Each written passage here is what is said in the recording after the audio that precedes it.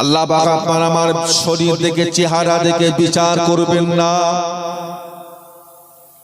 ও ভাইজানেরা, ময়দানে মাহশারে কিয়ামতের দিন আল্লাহ পাক আপনার আমার বংশ দিয়ে বিচার করবেন না। আল্লাহ রাব্বুল আলামিন আপনার আমার গায়ের রং দিয়ে বিচার করবেন না। আল্লাহ পাক আপনার আমার টাকা পয়সা দিয়ে বিচার করবেন না। আল্লাহ পাক আপনার আমার গ্যারানা লম্বা এটা দেখে আল্লাহ বিচার করবেন না। আল্লাহ পাক যদি টাকা পয়সা দেখতেন, আল্লাহ যদি বান্দার গায়ের রং দেখতেন, আল্লাহ যদি বান্দার বংশ দেখতেন, আল্লাহ পাক যদি বান্দার চেহারা দেখতেন, আল্লাহ যদি বান্দার ঘর বাড়ি বিল্ডিং বালাখানা দেখতেন, তাহলে কি হতো? হযরতে বেলাল রাদিয়াল্লাহু তাআলা আনহু জীবনও কোনোদিন অত উঁচু দরে সাহাবা হতে পারতেন না। নাম শুনেছেন? হযরতে বেলাল নাম শুনেছেন? আমার নবীর একটা সাহাবী, আমার নবীর মুয়াজ্জিন, আল্লাহ রাসূলের মুয়াজ্জিন, দেখতে খুব সুন্দর, গায়ের রং খুব ফর্সা, প্রচুর টাকার মালিক। কি গো, নিজের এক কামরা ঘর ছিল, কোথা থাকতেন? আসহাবে সুফফা, মদিনার মসজিদে নববী শরীফের পাশে আমার রাসূল পাক সাল্লাল্লাহু আলাইহি ওয়াসাল্লামের ঘরের পাশে একটা জায়গা রাখা ছিল। ওই জায়গাটার নাম হলো আসহাবে সুফফা। ওই জায়গায় আল্লাহর নবী সাহাবী হযরতে বেলাল থাকতেন। নিজের থাকার মতো এক কামরা ঘরও, গোলাম ছিলেন, গোলাম গোলাম দাস। সম্মান কত ছিল, ইজ্জত কত ছিল। আল্লাহর নবী আমার আপনার নবী দয়ার নবী যখন রজবের চাঁদে মেরাজে গেছিলেন, মেরাজে নবী আমার আল্লাহর জান্নাত দেখলেন, জাহান্নাম দেখলেন। আল্লাহ পাক কিছু কিছু জায়গা আমার আপনার নবীকে দেখিয়েছিলেন। ওই জান্নাতে যখন আমার নবী ঘুরে ফিরে বেড়াচ্ছে, সাথে হযরতে বড় ফেরেশতা হযরতে জিবরাইল আমিন আলাইহিস সালাম। এমন সময় নবী আমার জিজ্ঞাসা করে, জিবরাইল কি ব্যাপার? আমি রাসূলুল্লাহ একটা পায়ের আওয়াজ শুনতে পাই। কে জানে হেঁটে চলে বেড়ায়, এই আওয়াজটা কার আওয়াজ? এই পায়ের আওয়াজটা কার আওয়াজ? হযরতে জিবরাইল, ইয়া রাসূলুল্লাহ, হাবিবাল্লাহ, আপনি যে আওয়াজটা শুনতে পান এটা জান্নাতে চলার আওয়াজ নয়। ইয়া রাসূলুল্লাহ, ইয়া হাবিবাল্লাহ, এটা জান্নাতে চলার আওয়াজ নয়। এই যে আওয়াজটা আপনি শুনতে পান, এই আওয়াজটা হলো দুনিয়া জমিনে চলাফেরা করার আওয়াজ। হুজুর আপনি জানেন না, আপনার সাহাবী হযরতে বেলাল রাদিয়াল্লাহু তাআলা আনহু যখন দুনিয়া জমিনে চলে ফিরে বেড়ায়, ওনার দুনিয়া জমিনে চলাফেরা করার পায়ের আওয়াজটা আল্লাহ জান্নাত পর্যন্ত পৌঁছে যায়। জোরে বলুন,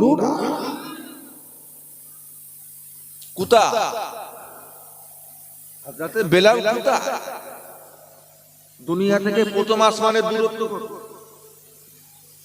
কত? অনেক কত, 50,000 বছরের রাস্তা। প্রথম আসমান থেকে দ্বিতীয় আসমান 50,000 বছরের রাস্তা। এইভাবে 7 আসমান ভেদ করে আল্লাহর জান্নাতে হযরতে বেলালের পায়ের আওয়াজ পৌঁছে গেছে। জোরে বলবেন না? বংশের কারণে কথা বলে না, টাকা পয়সার কারণে, গায়ের রঙের কারণে, তাহলে কিচ্ছু নেই। বেলালের কোনো গুণ ছিল? হযরতে বেলালে দুনিয়াবি কোনো গুণ ছিল যে অনেক টাকার মালিক, খুব ভালো বংশ, দেখতে খুব ভালো, এমন কোনো গুণ ছিল? কিচ্ছু। বলে আল্লাহ নবীর কাছে কি হযরতে বেলালের থেকে আর দামি সাহাবা ছিল না? হযরতে বেলালের থেকে দামি দামি সাহাবা আমার রাসূলের পাকে ছিল না? ছিল না? হযরতে বেলালের সবচেয়ে দামি? না, বেলালের থেকে অনেক দামি সাহাবা আমার রাসূলের পাকে। আল্লাহ নবীর এমন সাহাবা ছিলেন যে সাহাবার কথা আল্লাহ রাসূল বলেছিলেন, বাবারা আমার এই সাহাবাটা নবীদের মতো ক্ষমতা রাখে। কি না বলেন না? ও ভাইয়ানেরা, আল্লাহ রাসূল বলেছিলেন, লাউলা লাকানা লাকানা উমার লা নবিয়া বাদি লাকানা উমার লা নবিয়া বাদি, আমার পরে আর দুনিয়ায় কোন নবী হবে না। লাকানা উমার, যদি আল্লাহ পাক আমার পরে কাউকে নবী করে দিতেন, হযরত ওমরকে আল্লাহ দুনিয়ায় নবী করে পাঠাতেন। জোরে বলো, জোরে বলুন। সেই ওমর ফারুকের পায়ের আওয়াজ আল্লাহর নবী জান্নাতে পেয়েছে? কার পেয়েছে? তার মানে কি হযরত ওমর ফারুকের থেকে বেলালের দরজা বড়? বেলালের আমল বেশি বলে? তা তো না। তাহলে বেলালের পায়ের আওয়াজ চলে গেল কেন গেল? আল্লাহ নবীর এমন সাহাবা ছিলেন, আল্লাহ রাসূল জিনা শানে বলেছিলেন, বাবারা তাম পৃথিবী মানুষের জীবনের নেক আমল গুনাহ নিয়ে যদি, ঈমানটা নিয়ে যদি দাঁড়িপাল্লার একদিকে রাখা হয়, আর আমার এই সাহাবার জীবনের ঈমান আমলটা নিয়ে যদি দাঁড়িপাল্লার অপর দিকে রাখা হয়, যদি দুটো মাপা যায়, দেখা যাবে তাম পৃথিবী মানুষের ঈমান আমলের পাল্লা হালকা হয়ে যাবে, আমার একটা সাহাবার জীবনের ঈমান আমলের পাল্লাটা ভারী হয়ে যাবে। জোরে বলো কি না? হযরতে আবু বকর সিদ্দিক রাদিয়াল্লাহু তাআলা আনহু, তিনার পায়ের আওয়াজ জান্নাতে গেছে, নবী পেয়েছে। কার গেল? মুয়াজ্জিন। আপনারা মুয়াজ্জিনকে সম্মান দেন, ইমামকেই মানে না।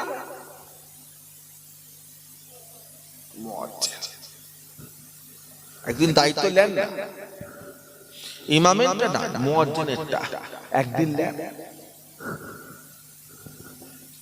একদিন দায়িত্ব নেন ইমামের, মুয়াজ্জিনের 5 ওয়াক্ত আজানের দায়িত্ব একদিন নেন। কোন কোন সময় আজানটা দিচ্ছেন গ্রামের লোক দেখুন, খুব তো পিছনে লাগে মুরব্বী মানুষটা। একদিন দায়িত্ব নেন না। কি ঝড়, কি বৃষ্টি, কি পানি, কি পেটে গ্যাস, কি বুকে যন্ত্রণা, কি শরীর খারাপ, হ্যাঁ, আজানের সময় মুয়াজ্জিন মসজিদে হাজির হন না হন না, এটা কি খুব ছোটখাটো দায়িত্ব মনে হচ্ছে? খুব ছোটখাটো দায়িত্ব। দায়িত্ব নেন দেখ।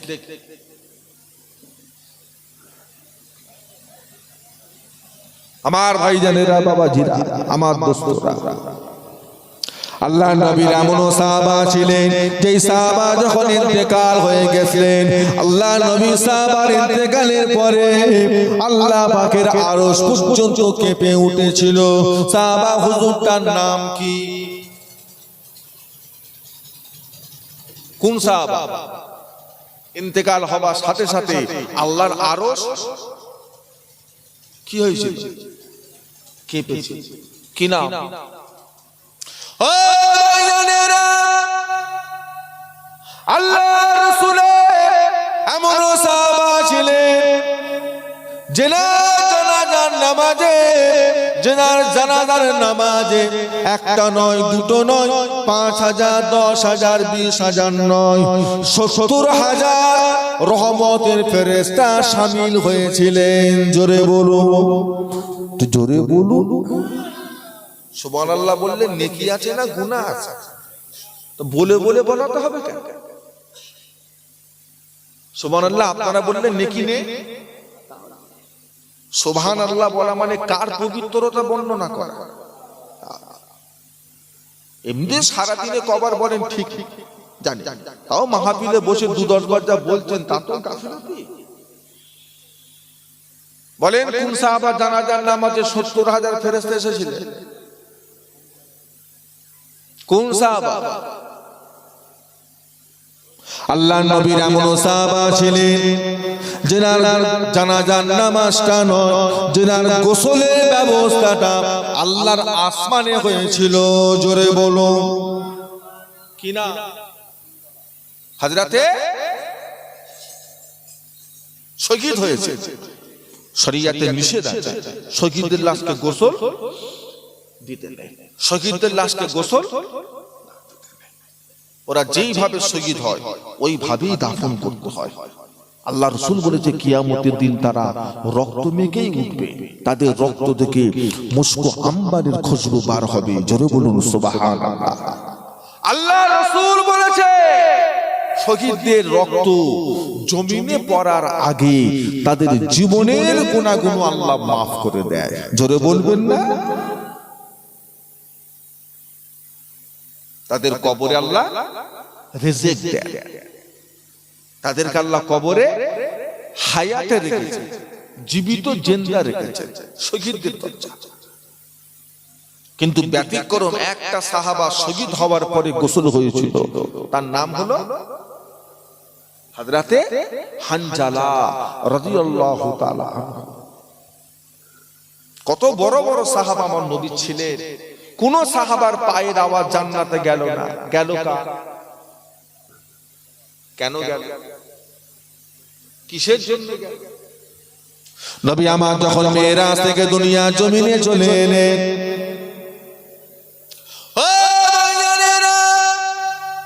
হযরতে বিলালকে ডাকলেন, বাবা এখানে আসেন। হযরতে বিলাল, ইয়া রাসূলুল্লাহ হাবিবাল্লাহ। যে হুজুর বলেন, আল্লাহ নবী বলে, বিলাল বাবা তুমি কি আমল করো? ও মদিনার মুয়াজ্জিন বিলাল, কি আমল করো বাবা? বলো বলো, কি ইবাদত করো? হযরত বিলাল, ইয়া রাসূলুল্লাহ হাবিবাল্লাহ, তেমন কোন ইবাদত আমার জীবনে নাই, তবে আমি ফরজ নামাজটা পড়ি, ফরজ রোজাটা আমি রাখি, আমি যাকাত দিতে পারি না। আল্লাহ পাক প্রত্যেকটা মুমিন মুসলমানের জন্য যাদেরকে আল্লাহ পাক ধন সম্পদ দিয়েছে, মাল মশলা আল্লাহ পাক টাকা পয়সা যাদেরকে দিয়েছে, সোনা গহনা আল্লাহ পাক যাদেরকে দিয়েছে, প্রত্যেকটা ধনী ব্যক্তির জন্য আল্লাহ 40 ভাগের 1 ভাগ আল্লাহ রাস্তায় দান করা আল্লাহ পাক ফরজ করেছেন। জোরে বলুন, জোরে বলুন। কবা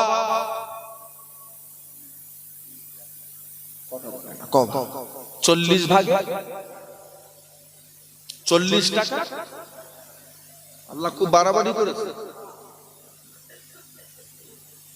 80 টাকা, 100 টাকা, আড়াই টাকা, এমন কিছু না দেবে না। মুসলমান খাবে, সব খাবে, কবরে নিয়ে যাবে হয়তো। ছেলের জন্য রাখছে, মেয়ের জন্য রাখছে, বাচ্চা কাচ্চার জন্য রাখছে। কি করবে?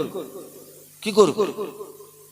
বাপ মনে মনে ভাবছে আমার ছেলে মেয়ের লেগে রেখে যায়, আমার মরার পরে এরা আমার নামে দান করবে। দান করবে, জুয়া খেলে শেষ করবে,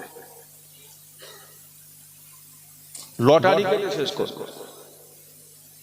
ওই বারাসাতের মুখে, হ্যাঁ এয়ারপোর্টের বুকে বড় বড় বারে হলে লেগে মদ খেয়ে সারা সারা রাত ন্যাংটা মেয়ে নাচ দেখতে দেখতে শেষ করবে। তুমি সেই ছেলে মানুষ করতে পেরেছো যে তোমার ছেলে তোমার নামে সবরেশানি করবে? শুধু ছেলে তৈরি করলেই হয়ে যায়, আর কোনো দায়িত্ব নেই। শুধু ছেলে জন্মালেই হয়ে যায়। ছেলে জন্ম কার হয় না? কুকুরেরও ছেলে হয়, গাধারও ছেলে হয়, গরুরও ছেলে হয়, ছাগলেরও ছেলে হয়, মানুষেরও ছেলে হয়, একই ব্যাপার। হুজুর আমার দায়িত্ব শেষ। কি করেছো বাবা? না 3টে ছেলের বিয়ে দিয়ে দিচ্ছি, 4 বিঘে করে জমি দিয়ে দিয়েছি, দত্তপুকুর বাজারে 2টো করে দোকান করে দিয়েছি। আর কি করেছো? যে যা রান্নাঘর বাথরুম সব আলাদা আলাদা করে দিয়েছি। হুজুর দায়িত্ব শেষ, দায়িত্ব শেষ। ছেলেকে নামাজ শিখাবে কে? পাক না পাক শিখাবে কে? জাকাতের মশলা শিখাবে কে? কথা বলে না। কার দায়িত্বে? কার দায়িত্বে? হুজুরে, মুলি সাহেবে? আল্লাহ কোরআন পাকে বলেছে, ইয়া আইয়ুহাল্লাযীনা আমানু কু আনফুসাকুম ওয়া আহলিকুম নারা। এই ঈমানদার, নিজে বাঁচো আর তোমার বাচ্চা কাচ্চা গোনাকে জাহান্নামের আগুন থেকে। কোথায় যাচ্ছ? কোথায় যাচ্ছ? কোন পাড়া?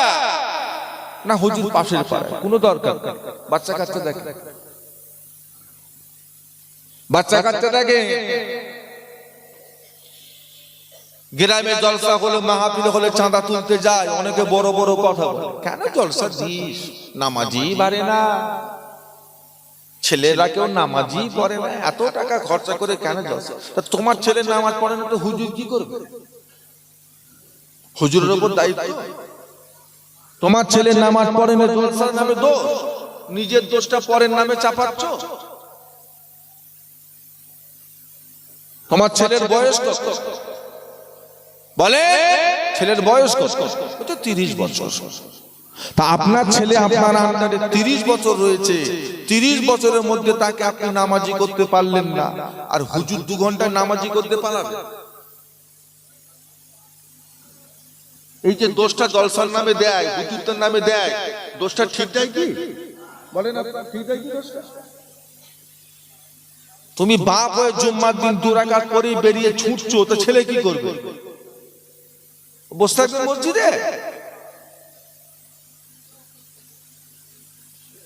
তোমার যদি হুঁশ না থাকে, এতদিন যা করেছো করেছো, ছেলে বড় হয়ে গেছে, এবার বাপের মধ্যে কিছু পরিবর্তন আনার দরকার আছে।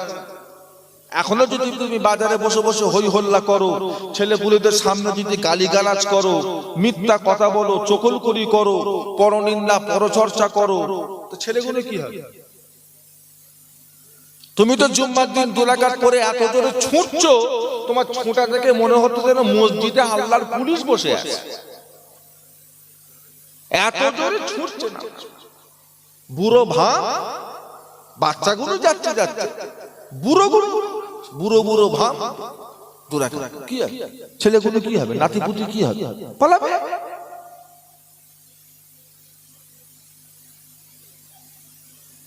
ছেলে মেয়েরা অনুসরণ করবে, ছেলে মেয়েরা দেখে দেখে শিখবে। কার দেখে শিখবে? বাপের এবং মায়ের। মেয়ের বয়স হয়ে গেল, মাধ্যমিকে পড়ছে মেয়ে, আর তুমি তার মা। এখনো যদি তুমি বিকালবেলা ঘর থেকে বাইরে বেরিয়ে পাড়ার ছেলেদের সাথে চ্যাংরামু করো, হই হই করো, গল্প গুজব করো, ঠেলাঠেলি করো, গুদুগুদু, তো তোমার মেয়েটা কি শিখবে? এতদিন যা করেছো করেছো। মেয়ে যখন বড় হয়ে গেছে, এবার মায়ের মধ্যে পরিবর্তন আসার দরকার। আপনি হই হই করবে আর আপনার মেয়ে রাবেয়া বাসী হবে, এটা হয় কি? বাপ নামাজি, মা নামাজি, কত ভালোভাবে চলাফেরা করে, তাদের মেয়ে বিগড়ে যাচ্ছে, আর তোমার মেয়ে রাবেয়া বাসী হবে।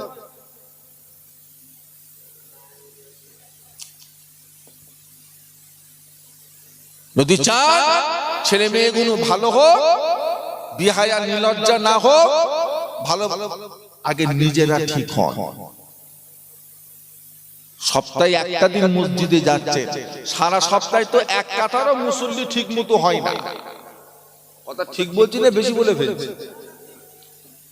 এক কাতারও তো মুসল্লি হয় না। ফজরের কথা বলিনি, জোহরেরও বলছি, আসরেরও বলছি, মাগরিবেরও বলছি, ঠিক মতো এক কাতারও তো হয় না।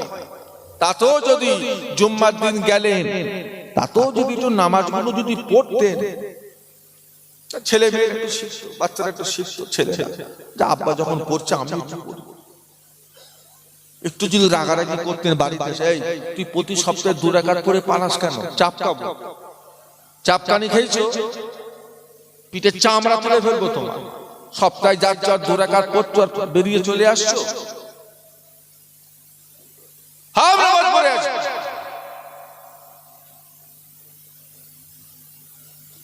কত নামাজ? জুমার দিনে ক রাকাত নামাজ? 22 রাকাত।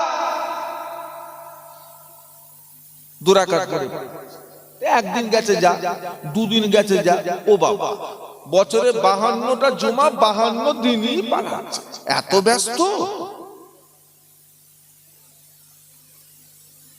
একটা দিন আপনার প্যারালাইসিস হয়ে যাবে, একটা দিন আপনার ব্রেন স্ট্রোক করবে, একটা দিন আপনার শরীরের একটা অঙ্গ পড়ে যাবে।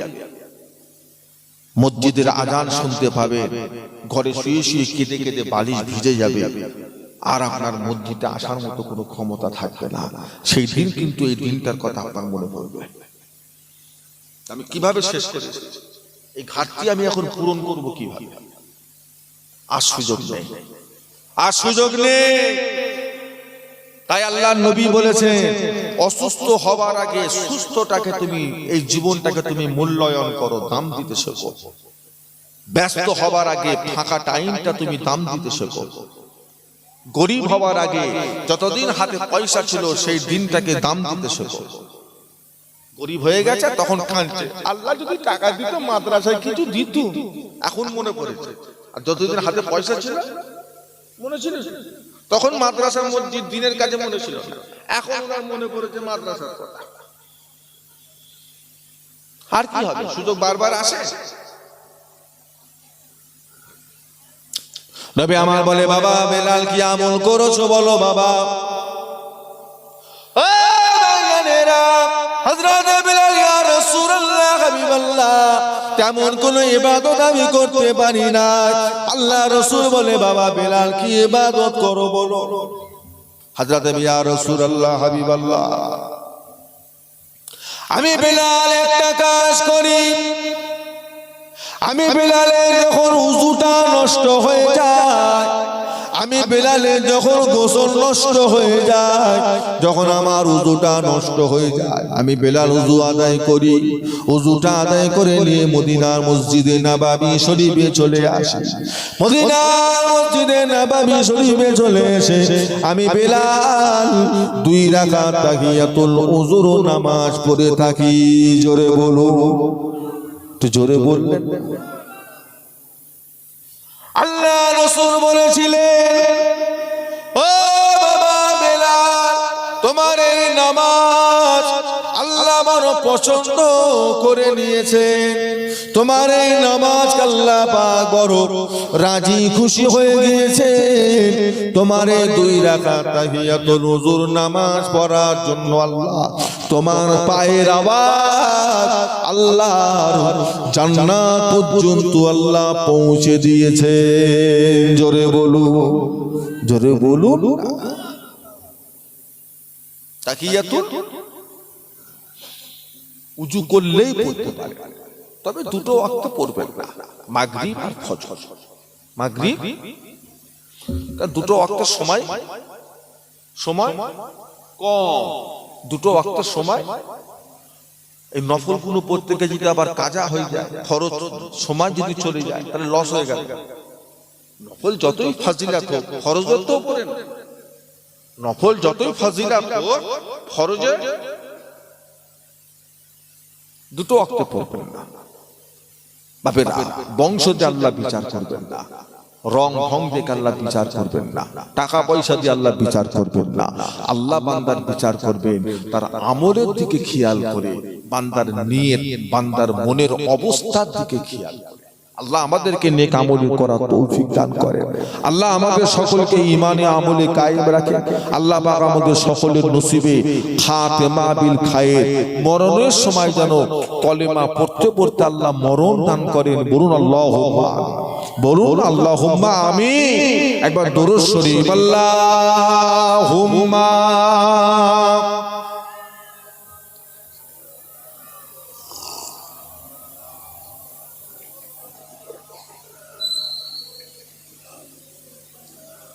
সাফিয়ানা হাবিবানা। তো মোহাম্মতে পড়েন না, আল্লাহুম্মা সাল্লি আলা।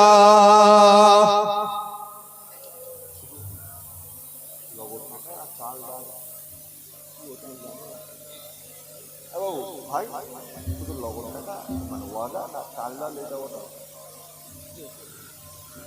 हमें जानो दिल से प्यारा मोहम्मद सल्लल्लाहु अलैहि वसल्लम, मोहम्मद की हम है हमारा मोहम्मद सल्लल्लाहु अलैहि वसल्लम, जो आंखों में आए तो कब तक रहेगा ये पर्दा हमारा तुम्हारा मोहम्मद।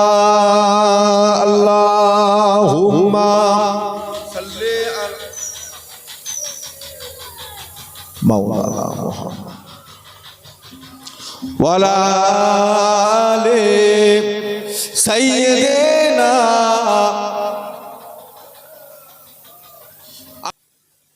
আল্লাহ নবী আমার আপনার নবী দয়ার নবী বলেন, ময়দানে মাহশারে কিয়ামতের দিন আল্লাহ পাক প্রত্যেকটা বান্দা বান্দীকে আল্লাহ পাক পাঁচটা করে আল্লাহ প্রশ্ন করবেন।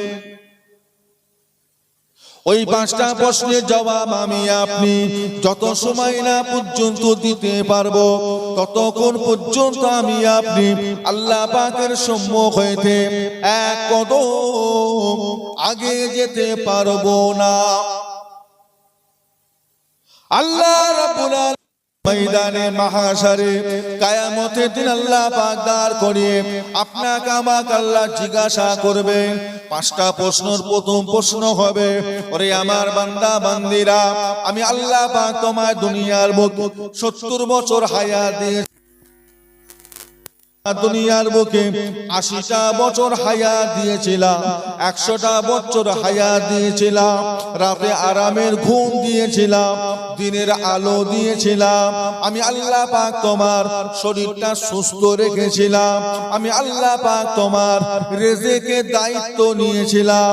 বলো বান্দা বলো, এই 70টা বছর তুমি কিভাবে কাটালে? 80টা বছর তুমি কিভাবে পার করলে? 100টা বছর তুমি কেমন করে শেষ করলে? আমি আল্লাহকে তুমি জবাব দাও। আজকে কিয়ামতের ময়দানে মাহশারে তোমার জীবনটা তুমি কেমন করে ব্যয় করেছো, আমি আল্লাহকে তুমি বিচার দাও। আল্লাহ রাসূল বলেন, এই প্রশ্নের জবাবটা আমি আপনি যত সময় না পর্যন্ত দিতে পারবো তত সময় পর্যন্ত আমি আপনি আল্লাহ পাকের সম্মুখ হইতে এক কদম আগে যেতে পারবো না। আল্লাহ হিসেব নেবে। বল 80টা বছর কিভাবে শেষ করলি বল? আপনি কতক্ষণ চুপ করে থাকবেন? 24 ঘন্টায় দিন রাত, 24 ঘন্টায় একদিন। কিয়ামতের ময়দানটা হবে দুনিয়ার হিসেবের 50,000 বছরের সমতুল্য হবে। কটা দিন? একটা দিন। কতক্ষণ চুপচাপ থাকবো? থাকো, জবাব দিতে হবে। তুমি এটা ভেবুনি স্কুলের ক্লাসের মতো স্যারের পড়া পারিনি, কান ধরে দাঁড় করিয়ে দিয়েছে, 40 মিনিট হয়ে গেছে, স্যার চলে গেছে, তুমিও নিয়ে পড়েছো। 50,000 বছরের মধ্যে জবাব তোমায় দিতে হবে। যতক্ষণ না দেবে তারা বলে। আপনি মনে করতে পারেন আপনার রিজিক দোকান থেকে আসে, তাই আপনি মাগরিবের নামাজ না পড়ে দোকান খুলে বসে আছেন। কেন না? নামাজে গেলে যদি খদ্দের পালা। আপনি মনে করতে পারেন আপনার রিজিক জমি থেকে আসে, তাই আপনি জোহরের নামাজ ছেড়ে দিয়ে জমি নিয়ে বসে আছেন, নামাজে গেলে কাজ কমে যাবে। আপনি মনে করতে পারেন আপনার রিজিক অফিস থেকে আসে, তাই আপনি জুম্মা ছেড়ে দিয়ে অফিস খুলে বসে আছেন, নামাজে গেলে যদি ওই ম্যানেজার মাইনে কেটে নেয়, চাকরি থেকে বার করে দেয়, বসে আছে। বলে আপনার রিজিক কোথা থেকে আসে? জমি থেকে? একটু হাহু দেন। রিজিক কোথা থেকে আসে? দোকান থেকে? অফিস থেকে? কোথায় থেকে? বিশ্বাস নেই? আল্লাহ পাক কোরআন পাকের মধ্যে বললেন, ওমা মিন দাআব্বাতিন ফিল আরদি ইল্লা আলাল্লাহি রিজকুহা। ও ভাইজানেরা, রব্বুল আলামিন আল্লাহ পাক কোরআন পাকের মধ্যে বললেন ওমা মিন দাআবাতিন ফিল আরদি ইল্লা আলাল্লাহি রিজকুহা, আসমানের নিচে জমিনের উপরে যত মাখলুকাত আছে প্রত্যেকটা মাখলুকাতের রিজকের জিম্মাদার আমি আল্লাহ পাক স্বয়ং নিজে নিয়েছি। জোরে বলো, একটু মহব্বতে বললেন না? কে নিয়েছে রিজকের দায়িত্ব? কে? আপনি 15 দিনের খাবার কিনে ঘরে রেখে দিয়েছেন, চাল ডাল আলু পেঁয়াজ তরি তরকারি তেল মশলা। আপনার গ্রামে এত কটা গাছ, এই গাছের মাথায় কত পাখি পক্ষী বাস করে, বাস করে না? ওই পাখিদের বাসায় উঠে দেখেন তো কদিনের খাবার ওরা জোগাড় করে রেখেছে? দুদিনের, এক বেলা। আপনাদের এলাকায় কত পুকুর আছে, ওই পুকুরে কত মাছ, কত ব্যাঙ, কত সাপ, কত বিছে, কত কি আছে, তারা কত দিনের খাবার জোগাড় করে রেখেছে? আপনার গ্রামে কত কুকুর বিড়াল ছাগল ভেড়া ঘুরে ফিরে বেড়াচ্ছে, তারা কত দিনের খাবার জোগাড় করে রেখেছে? কদিনে? তারা কি না খেয়ে মরে যাচ্ছে? না খেয়ে মরে যাচ্ছে? দেখেছেন কোনদিন রাস্তায় কোনো কুকুর না খেতে পেয়ে ছটকাছটকি করতে করতে মরে গেল? দেখেছেন? কে রিজকের মালিক? বাবারা, যত লাফালাফি করো না কেন, যতই লাফালাফি করো না কেন, তাতে আপনার রিজেকটাও বাড়বেও না। যতই আপনি অলসতা করেন না কেন, তাতে আপনার রিজেকটাও কমবেও না। বিশ্বাস নেই করে? ও বাঙালিরা, 5 ওয়াক্তের নামাজ ছেড়ে দিয়ে 24টা ঘন্টা দোকান খুলে বসে থাকো, তাতে তোমার রিজেকটাও বাড়বেও না। আর 5 ওয়াক্তের নামাজ যদি তুমি পড়তে যাও, দুনিয়াদারি করো, ছেলে বলে দেখাশোনা করো, আরাম করো, তাতে তোমার রিজেকটাও কমেও যাবে না। কেননা আল্লাহ পাক দুনিয়া সৃষ্টি হবার 50,000 বছর আগে আল্লাহ পাক মানুষের তকদির আল্লাহ লিখে দিয়েছেন। জোরে বলো, জোরে বলুন। যেটা আল্লাহ লিখে দিয়েছে এর কোনো পরিবর্তন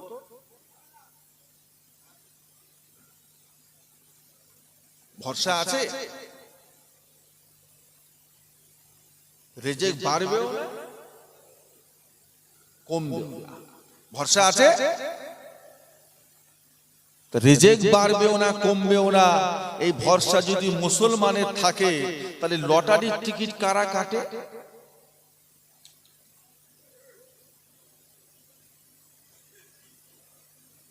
কি গো, লটারি লটারি চলে? আছে এলাকায় দোকান টোকান আছে, আছে। ওদের তো বিক্রি টিক্রি হয় না, কি বলে? লটারি বিক্রি হয়, ও ঘোষ পাড়ার লোকে রাখে।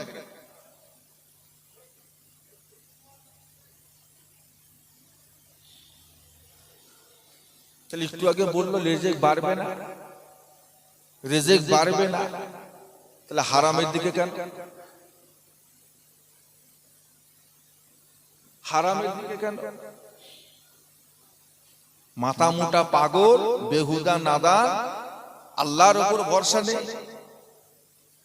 আল্লাহ যদি তোমার নসিবে রাখে, লটারি কাটলে পাবে, না না কাটলেও পাবে। আর নসিবে যদি তোমার কানা করিও না থাকে, তুমি লটারির গোডাউনটা কিনে ফেলবে, কি পাবে?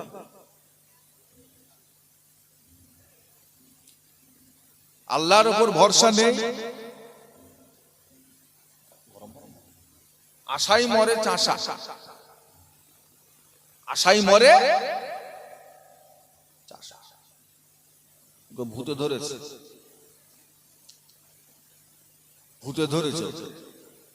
মানুষ খেটে খেটে পাগল হয়ে যাচ্ছে 2 পয়সার জন্য, আর ও সন্ধ্যাবেলায় 200 টাকার লটারি কেটে পকেটে করে ঘরে যে রাতে স্বপ্ন দেখছে শুয়ে শুয়ে, যে কাল সকালে একটা কিছু খবর হবে।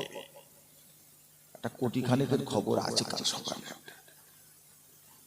এই করে করে যা ছিল সব শেষ। এবার দেখি ঘর থেকে মাথায় করে ফ্রিজটা বার করছে। ফ্রিজ তার মানে কি? ওটা বিক্রি করে ফেলে লটারি কাটবে।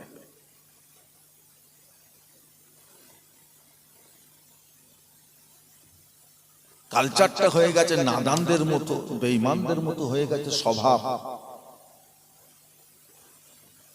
আপনার জন্য দুনিয়াটা কতক্ষণ এত লাভালাভি করছে। বাড়ি বাড়ি সুদের কারবার, মুসলমানদের বাড়িতে বাড়িতে সুদের কারবার, ঘুষের কারবার ভরে গেছে। বন্ধন ব্যাংক, গ্রুপ লোন, মহিলা সমিতি ঢুকেছে না ঢুকতে বাকি আছে? বাড়ি বাড়ি ভরে গেছে। সুদ, এই সুদ জিনিসটা হাদিস দিয়ে হারাম না ইজমা কিয়াস দিয়ে হারাম না পীর ওলি আল্লাহদের কথা দিয়ে হারাম না আল্লাহর কথা দিয়ে হারাম? সুদ কে হারাম করেছে? পীরেরা, নবীরা। কে? একটা টাকা যদি সুদের মাল ভক্ষণ করে, আল্লাহ রাসূল বলেছেন ওই ব্যক্তিটা যেন তার নিজের জনম দুঃখিনী মায়ের